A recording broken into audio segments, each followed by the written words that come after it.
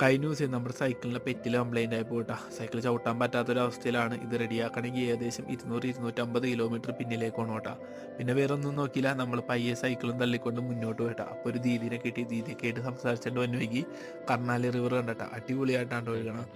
അപ്പോൾ ഒരു പയ്യൻ സൈക്കിളിട്ട് കാണിക്കണുണ്ടില്ലേ, അവൻ ആ റിമ്മ് കെട്ടി വെച്ചിട്ടാണ് ചവിട്ടിക്കൊണ്ട് പോകണം.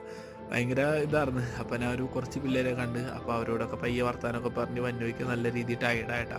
പിന്നെ അതുപോലെ തന്നെ വന്നോയ്ക്ക് നല്ല അടിപൊളി കാഴ്ചയും കാര്യങ്ങളൊക്കെയാണ്. പിന്നെ നല്ല വിശപ്പ് കാര്യങ്ങളൊക്കെ ഉണ്ടായിരുന്നപ്പോൾ വന്നോയ്ക്ക് ഒരു വീട് കണ്ട്.